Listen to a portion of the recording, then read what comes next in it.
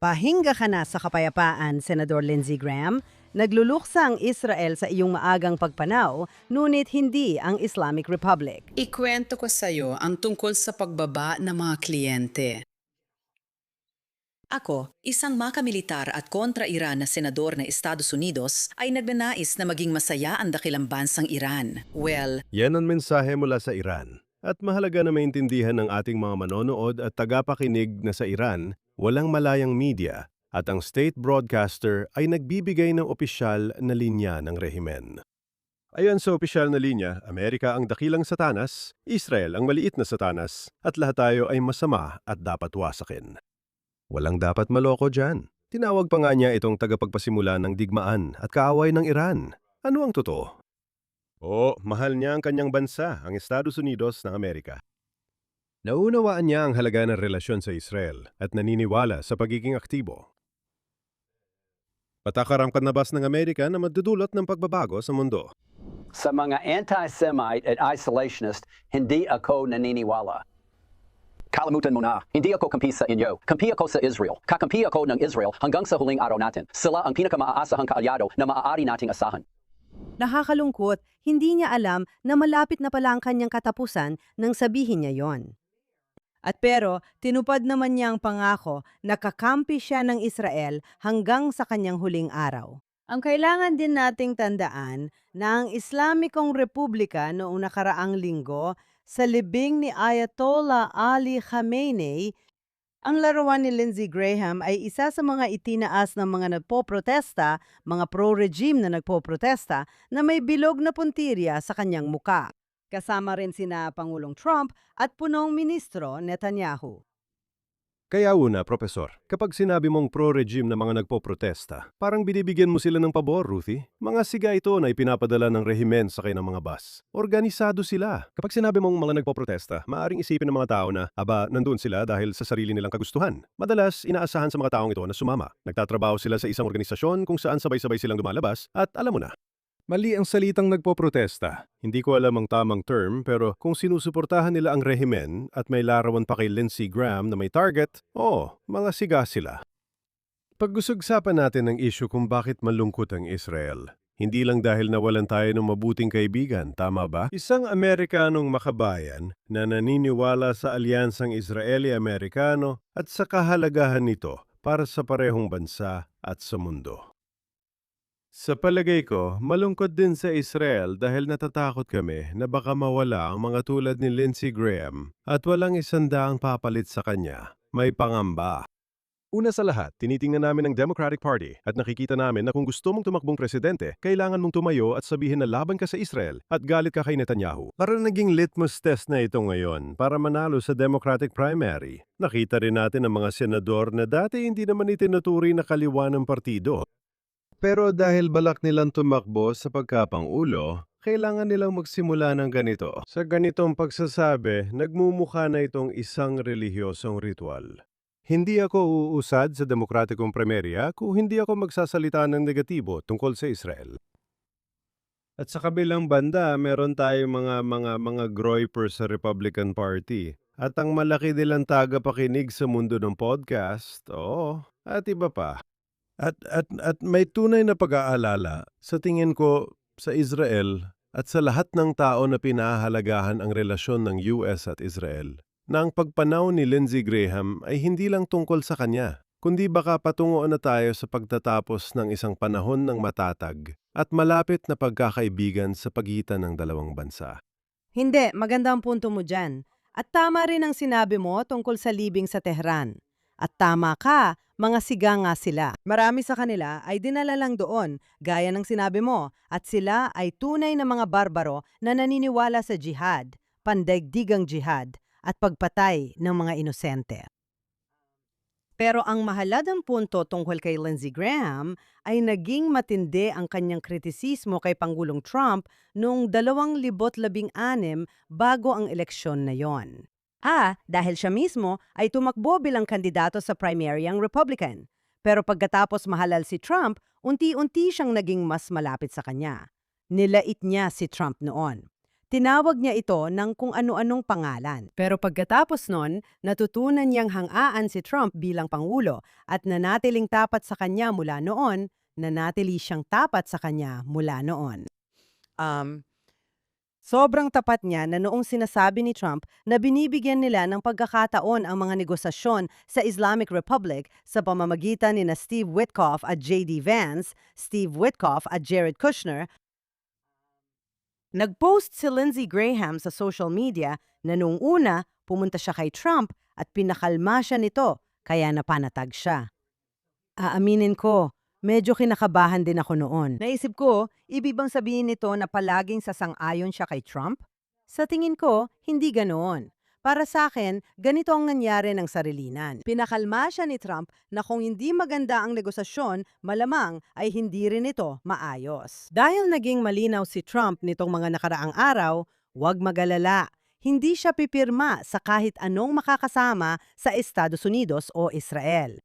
Binigyan niya ito ng pagkakataon dahil yon ang tama. Dayon din, ang kailangan nating pag-usapan ay ang malalaking pambubomba na naganap mula sa Iran at mga ganting atake ng Estados Unidos nitong mga nakaraang araw.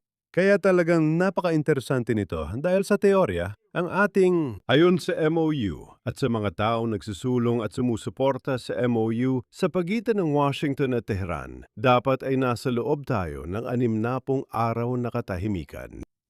At dapat sana ay magkakaroon ng negosasyon tungkol sa mangyayari pagkatapos ng 60 araw, kaugnay ng mga mahihirap na issue sa nuclear program ng Iran. Pero ang totoo, nilagdaan ang MOU at hindi sumunod ang mga Iranian. Kahit ang simpleng pangakong yon. Una sa lahat, na dapat bukas ang kipot para sa kalakalan, na dapat makadaan ang langis sa kipot, tama ba? Agad nilang binawi yon, di ba? At talagang parang yung sinabi ni Trump kay Lindsey Graham. Sa totoo lang, nakakagaan ng loob at nagbibigay pag-asa sa akin na hindi pumapayag si Trump dito. Sinasabi niya na kapag nagpaputok ka sa isang barko, pinahinto mo ang isang barko, sinubukan mong harangin ang mga kipot na labag sa kasunduan, magbabayad ka ng kapalit at agad kang magbabayad at papaputukan ka namin. Hindi namin hahayaan na gawin mo yon. Napaisip ako, tama, may nangyayari na ilang linggo matapos mapirmahan ang kasunduan. Pero sa tingin ko, hindi pa nga tayo kalahati ng 60 araw. Alam mo, nagpapaputok ang Amerika sa Iran dahil napilitan sila dahil nilalabag ng mga Iranian. Ito sana ang simpleng bahagi. Kung makarating man tayo sa seryosong bahagi ng isang seryosong pag-uusap, ibig kong sabihin, hindi ito nagbibigay ng maraming pag-asa na ang mga Iranian ay magkukompromiso sa paraang tugma sa posisyon ng Amerika. Siyempre hindi, dahil hindi na sila magiging sila. Hindi na yon ang rehimeng yon kung pumayag sila sa alinman sa mga kompromiso. Sa totoo lang, ang MOU mismo ay kakilakilabot, pabor na pabor sa Tehran. Kahit paano, nakahinga ako ng maluwag na nailalabas na ngayon yon dahil sobrang nadismaya ako noon na pumirma ang Estados Unidos sa ganoong kasunduan. Napakasama talaga ng kasunduang iyon. Una sa lahat, ayaw mong bigyan sila ng 60 araw para sa kahit ano. Pangalawa, ginawang bihag nila ang kipot ng Hormuz. Kaya parang negosasyon sa sitwasyong may bihag iyon. Sige, hawak nila ang baraha at ang Amerika na pinakamalakas na superpower ay kailangang makipagnegosasyon sa mga barbaro. Sige, masama na yon sa sarili nito. Pero ang posisyon ng Iran, ng mga Iranian, ay nilabag ng US ang kasunduang iyon, ang MOU, at paano? Sa pamamagitan ng pagbuo ng hiwalay na kasunduan sa pagitan ng Israel at Lebanon para protektahan ang soberanya ng Lebanon mula sa Hezbollah na isang proxy ng Iran. At ayon sa rehimen sa Tehran, hindi yun pwede mula sa pananaw ng MOU. Dahil hindi daw dapat masaktan ang kahit anong proxy ng Iran o kung ano pa mang katawa-tawang dahilan. Kaya ang punto, masuwerte na lang na nilabag nila yon dahil isa talaga itong kahihiyan. Kaya sabi mo, alam mo, nagreklamo sila tungkol sa, alam mo na, yung kasunduang pangkapayapaan na napagkasunduan ng Israel at Lebanon sa ilalim ng pagtataguyod ng Amerika. Pero palusot lang yon, alibay lang yon. Siyempre. ang totoong dahilan at dapat itong magpagising at mag-isip sa lahat. Tama ba? Sumang-ayon at pumirma ang mga Iranian sa makabagong kasunduan. Oo. Kasama ng alam mo, ang mga Pakistani at mga Qatari ay alam lahat ito. Oo, na magiging bukas ang mga kipot. At para sa karamihan ng mundo na hindi naman talaga iniintindi, alam mo, ang karapatang pantao sa Iran o pagpapalit ng rehimen o ang programang nuklear ng Iran, kahit na dapat lang, pero nasa ibang usapan sila. Ang inaalala nila ay ang presyo ng langis. Kung nakatira ka sa India o sa China, ang iniintindi mo ay ang presyo ng langis. Kung nakatira ka sa Amerika, malamang iniintindi mo rin ang presyo ng langis. Pumayag si Trump sa kompromiso dahil nakuha niyang kasunduan na magbukas ng mga kipot. Kaya sinabi niyang bababa ang presyo ng langis. At pagkatapos, hindi tinupad ng mga Iranian ang pangakong iyon. At sa tingin ko, ipinapakita lang nito, di ba, na dapat wala tayong mga ilusyon. Alam kong wala kang ilusyon, pero dapat siguraduhin nating wala rin tayong ilusyon kung sino ang kaharap natin. At ito pa ang sasabihin ko. Kung magkakaroon ng kasunduan sa masamang rehimeng ito tungkol sa nuklear, mangyayari lang dahil sa pressure ng militar. Dahil pakiramdam nila wala silang ibang pagpipilian o sa salita ni Trump, sila ay natalo. Napipilitan lang sila kasi gagawa sila ng paraan. Magpapalingkoy-lingkoy sila, magpapalusot sila na parang ahas. Gagawin ang lahat para labagin ang kasunduan kahit pa pumayag sila sa kasunduan. Ang tanging paraan sa ilalim ng rehimeng ito para malimitahan ang kanilang nuclear program ay kung mapipilitan silang sumunod gamit ang matinding puwersa. Oo, militar at ekonomiya rin sa tingin ko. Kasi nakakahiya talagang ginamit ni Trump ang MOU para pakawalan ang sarili niyang desisyon. Alam mo, siya ang... Nung isinara ng Iran ang kipot ng Hormuz, sinabi ni Trump, oo, ipapakita ko sa inyo. At inembargo niya sila para hindi sila makakuha o makapagbenta ng langis. Matalino ang ginawa niya dahil gumagana ito. Naniniwala akong epektibo ang economic pressure. Pero ang problema, pinipressure din si Trump ng mga Amerikano. Tama lang siguro, kahit anong sabihin mo, tumataas talaga ang presyo ng langis. Pero interesting din, may dalawang bagay na kapansin-pansin doon. Una, parang stock market. Alam mo yon, ang stock market ay sobrang psychological. Kaya kapag may nagsabi ng ganito o ganyan, minsan biglang bumabagsak ang stock sa isang gabi o tumataas kinabukasan. Ganon din sa presyo ng langis. Pag sinabi ni Trump, sige, bubuksan na ang kalakalan. Bigla na lang nilang sinasabi na ang presyo ng langis ay bumaba ng ganito kada bariles. Tapos kinabukasan, ang langis ay tumaas na ulit ng ganoon. At nangyayari na yon bago pa man magkaroon ng pagkakataon na mailipat ang langis kahit saan, ibig kong sabihin, tumawid man ng kipot o hindi. Kaya napapansin ko na marami dito ay psikolohikal lang. Kasi malinaw naman na mas matagal bago bumaba talaga ang presyo ng langis. Pagkalipas ng 5 minuto matapos mag-anunsyo si Trump ng isang bagay, hindi ibig sabihin na dumadaloy na agad ang langis, di ba? Iyon ang interesting na bagay at kailangan din nating pag-usapan kung paano. Sa mga nakaraang araw, nakita natin ang IRGC na biglang umaatake sa iba't ibang lugar. Mga barko sa kipot ng Hormuz, Qatar, Bahrain, Oman, Saan pa? Emirates? Emirates. Hulan mo, may isang lugar na hindi tinamaan, hindi tinarget o inatake ng Iran, Hezbollah, Houthis o Hamas. Hulaan mo kung anong bansa yon. Siyempre, yan ang Israel at pwede mo na ring idagdag sa listahan ng mga bansa. Sila. Inatake na rin nilang Jordan, na kapitbahay ng Israel. Nakalimutan kong banggitin? Parang inatake nila ang base ng Amerika sa Jordan. Sa palagay ko, mahalaga ito. Bakit hindi nila inaatake ang Israel? Dahil ba bigla nila tayong minahal? Siyempre hindi. Ito ay simpleng usapin ng kapangyarihan. Alam mo, madalas pag-usapan noon ni Hillary Clinton ang tungkol sa soft power. Wala itong kinalaman sa kasong ito. Wala itong kinalaman sa soft power. Ito ay hard power. Nag-aalala sila at tama lang naman na kung magpapaputok sila ng rocket laban sa Israel, magkakaroon ng dahilan ng Israel na gumanti at gumanti ng matindi. At kung ika-quote ko si Pangulong Trump, hindi kailangang maging proporsyonal. Hindi kailangang pantay sa pinsalang ginawa nila sa Israel. Sa madaling salita, sapat na ang katotohanang nagpaputok sila sa Israel. Kahit napabagsak natin ng rocket, pag-atake pa rin yon sa bansa, kaya pwedeng gumanti ang Israel at tayo rin sa gusto nating paraan. Sa tingin ko, natatakot ang mga Iranian. Kaya sinasabi ko sa mga Europeo at iba pa na matagal na nagsasabi tungkol sa soft power at pag-intindi sa pakikitungo sa mga Iranian. Dapat kang maging matatag at makapangyarihan at dapat silang maniwalang handa kang gamitin ito kung aatakehin ka. Ligtas ang Israel nitong mga nakaraang araw kahit may mga labanan at putukan. Sa Gulpo at iba pang lugar kasama ang Jordan na nasa ating bahagi ng mundo, hindi sa Gulpo, tama ba?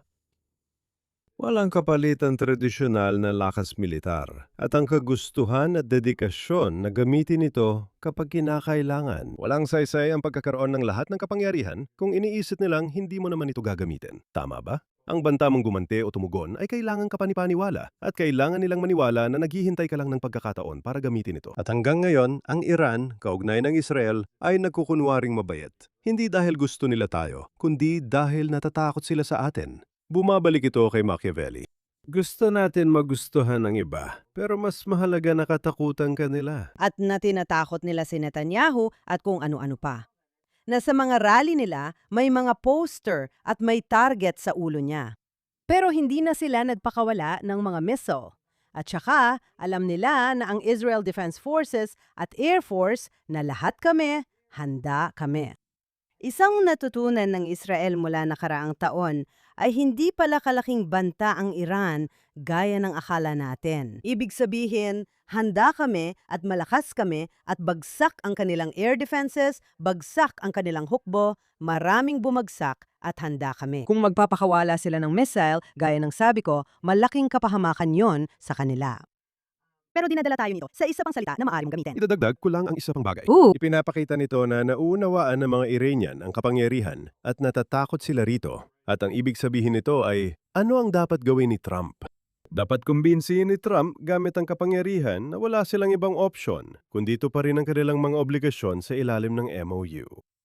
At kapag umabot na sila sa seryosong negosasyon, kung sakaling makarating tayo sa seryosong negosasyon tungkol sa isyu ng nuklear, wala silang ibang pagpipilian, kundi buwagin ang kanilang programa. Kung hindi, haharap sila sa bagsik ng militar ng US at Israel. Yan lang ang paraan para gumana ito.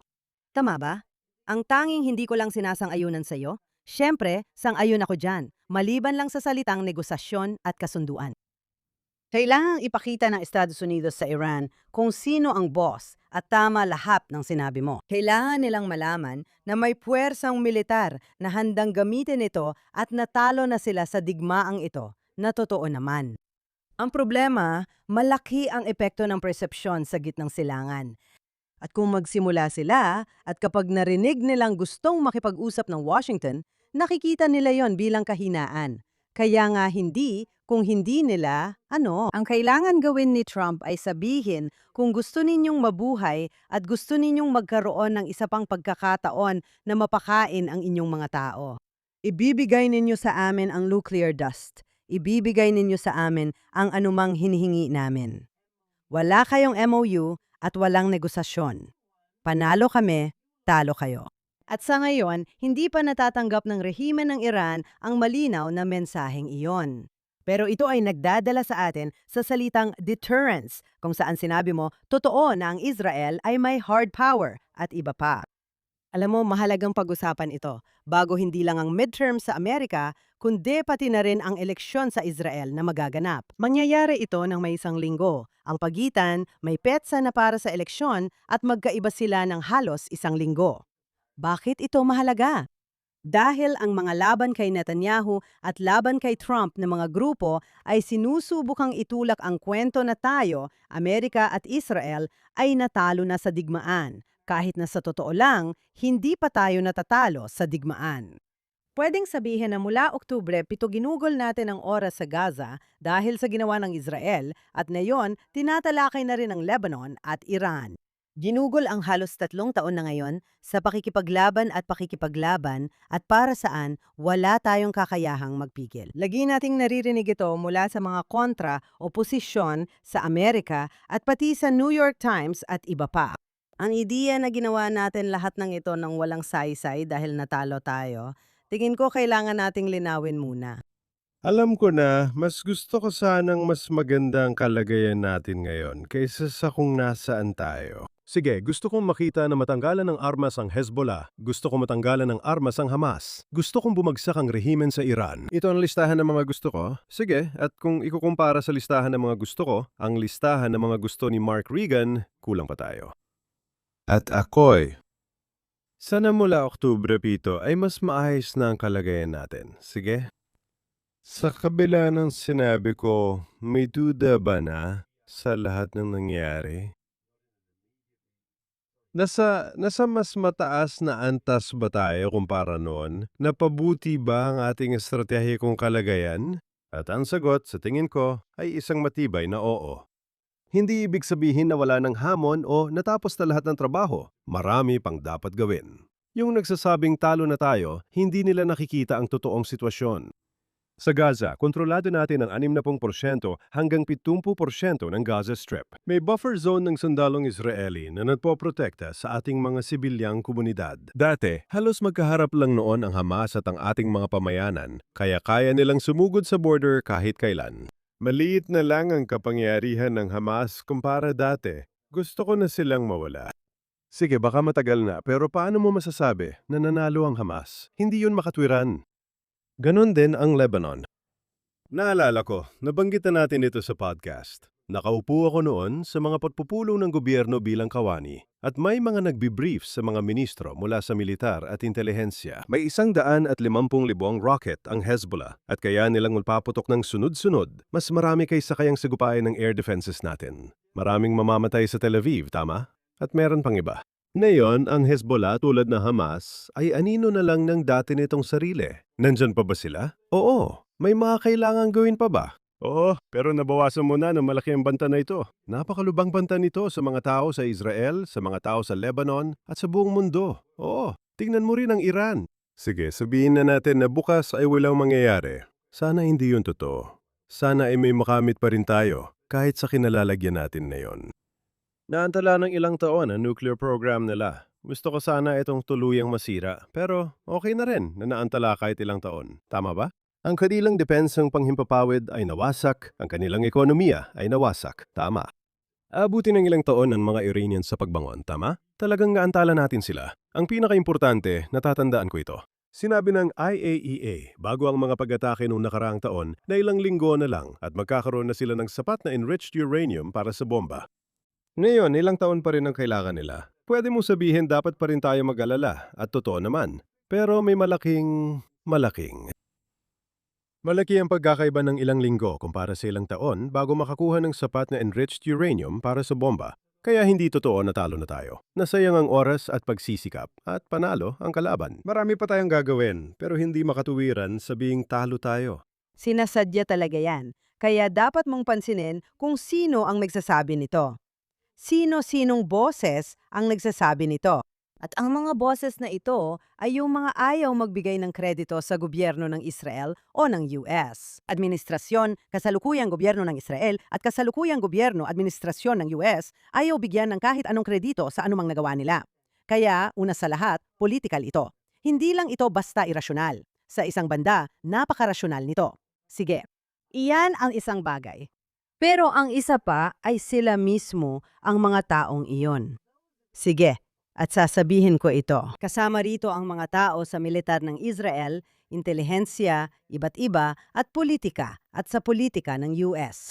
Sila ang mga taong talagang nagpatagal sa pagkakamit natin ng ganap na tagumpay sa lahat ng larangan. Sa totoo lang. At kapag sinabi kong tayo, ibig kong sabihin ay ang Estados Unidos at Israel dahil sa mga tigil putukan at pagpapaliban. At muli, sa Gaza, noong digmaan sa Gaza, mas mabilis sana ang mga pangyayari kung hindi tayo pinigilan. Ganoon din na yon. Marami sa mga bagay na masyadong natatagalan at hindi pa tapos, Ato BP, ay may kinalaman sa mismong mga taong bumabatikos dito. Sila rin ang responsabal sa pagsasabing itigil. Kaya sa isang banda, gusto mong sabihin, pakinggan mo, hindi pwedeng sabay mong ipilit ang dalawang magkasalungat na bagay. Hindi pwedeng sabihin mong bibigyan ka namin ng 60 araw para sa diplomasya, tapos pupunahin mo na hindi pa rin tapos. Tama ba? Dahil kung pagbabatayan natin ang mga tagumpay ng militar sa nakaraang 2 taon at kalahati. Iniisip ko, simula pa noong digmaan sa Gaza at hanggang ngayon, mas marami sanang nagawa kung hindi tayo tumigil ng paulit-ulit sa daan. At hindi kasalanan yon ng mga taong gustong sabihin na hindi pa ngayon ang tamang panahon para tumigil. Hindi pa ngayon ang tamang panahon. Pero mas maganda pa rin ang kakayahan nating pumigil. Mas epektibo ang kakayahan ng Israel na pumigil kitang-kita sa resulta. Sige, matagal na ring walang mga misil na pinaputok sa atin kumpara sa ibang bahagi ng reyon. Una, isipin nating nag-uusap tayo ngayon nang hindi alam ang mangyayari bukas. Nababago ang pagpigil pero sa ngayon gumagana ito, di ba? Baka kailangan natin ng mga hakbang sa inaharap para palakasin pa ito. Oo, ang pagpigil ay laging isang bagay na nababago na babagay. Ito ay pabago-bago. Yan ang tamang salita. Pabago-bago. At saka, ibig ko sabihin, ang mga Iranian at alam mo, ang Hamas at Hezbollah na tinatawag nilang Axis of Resistance o Terror Axis, kahit anong gusto mo itawag sa kanila, ibig ko sabihin, gumagawa sila ng mga bagay na nakakabaliw. Tulad ng sinabi mo sa simula ng podcast na ito, sa bandang simula, sinabi mong ang MOU sa pagitan ng Iran at Estados Unidos ay pabor sa Iran. Tama? Pero nilalabag pa rin nila ito. Itong mga taong ito, di ba? Kahit na para sa kanilang kapakanan na panatilihin ang kasunduan, hindi nila magawa. Hindi nila mapigilan ang sarili nila. Makakita lang sila ng barko, gusto nilang gumawa ng aksyon, di ba? Hindi ko sinasabing baliw sila, matalino sila, pero delikado sila. Yun ang pinaka-importante para sa akin. Ngayon, nabanggit ni Yuan kanina, saglit lang, na mayroon na tayong petsa para sa eleksyon sa Israel na sa ika-27 ng Oktubre pagkatapos ng lahat ng mga pista ng mga Hudyo. At ang nakaka-interest dito ay ibig sabihin nito na makukumpleto na kasalukuyang gobyerno ang buong termino nito. Para sa mga Amerikanong manonood at tagapakinig, siguro iniisip nila, ano bang sinasabi ni Rig? Tama ba? Iniisip nila na ang mga Amerikanong presidente ay inihahalal para sa 4 na taong termino at nanunungkulan hanggang ika-20 ng Enero, kaya buo ang kanilang termino. Pero tayo ay nasa isang demokrasyang parlamentaryo dito sa Israel, katulad sa Alemanya, sa Britanya, sa Australia at sa Canada. Sa Italia. At dahil dito, minsan ay nawawala ng mayorya sa parlamento ang mga gobyerno at bumabagsak sila ng mas maaga. Hindi nila natatapos ang buong termino nila. At sa kasaysayan ng Israel, karamihan sa mga gobyerno, hindi lang basta karamihan, kundi halos lahat ng gobyerno ng Israel ay bumabagsak bago matapos ang kanilang termino. Dahil sa proportional na representasyon, marami tayong partido at laging koalisyon ang gobyerno. Habang papalapit ang eleksyon, gustong ipakita ng bawat partido sa koalisyon ang kanilang pagkakaiba para makuha at pasiglahin ang kanilang mga botante. Dahil dito, natural na magkahiwa-hiwalay ang mga gobyerno. Ang katotohanan na ito ay isa sa mga bihirang gobyerno ng Israel na nakatapos ng buong termino nito. Dahil sa krisis sa reforma sa hudikatura at masakher noong Oktubre, 7, tama lang na ang sisi ay napunta sa gobyerno. Ano ba ang mangyayari? Kayo ang may responsibilidad. Nagulat hindi lang mga kritiko, kundi pati taga-suporta ng gobyerno. Oo. At pagkatapos ay nagkaroon tayo ng hostage drama. At pagkatapos ay lahat ng mga krisis mula noon at ang labanan sa Gaza, at ang labanan sa Lebanon, at ang labanan sa Syria, at ang labanan sa Iran, at ang mga Houthis. At isipin mong dapat bumagsak na ang gobyernong ito noon pa. At ito, kabalintunaan, naging isa ito sa mga pinakamatatag na gobyerno sa kasaysayan ng Israel. Walang duda dyan. Gusto ko lang tapusin sa isang medyo interesanteng punto na hindi ko mapagpasyahan kung ano ang tingin ko rito. Pero alam mo ba na isa sa mga dahilan kung bakit pinagdesisyunan o nagkaroon ng pagtatalo kung anong petsa sa Oktubre ito magaganap? At may mga kinatawan ng gobyerno na ayaw mangyari ito sa Oktubre 27 dahil ang numerong 7 ay nagpapaalala ng Oktubre 7.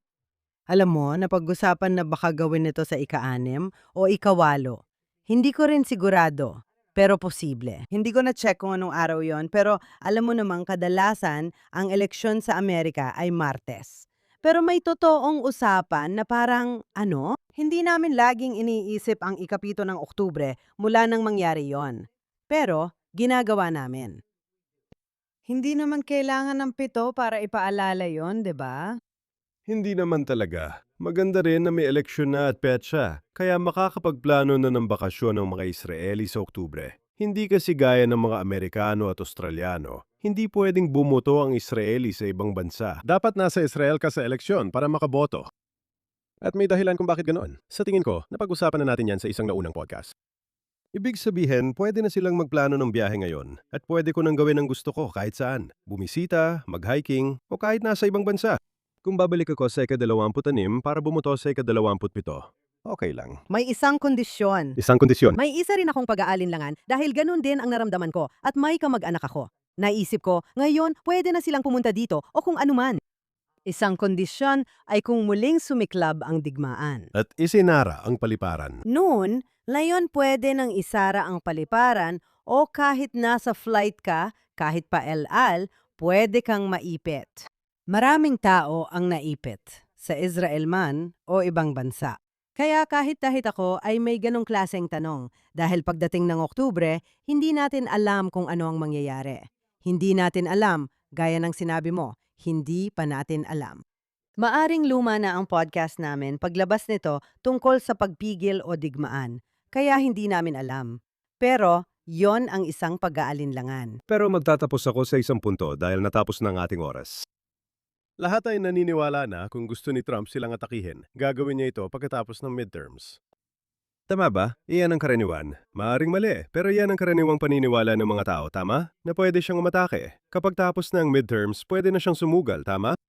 Ibig sabihin, hanggang sa unang linggo ng Nobyembre, baka may pagkakataon na magiging tahimik muna. Maliban na lang kung wala na siyang ibang pagpipilian, okay?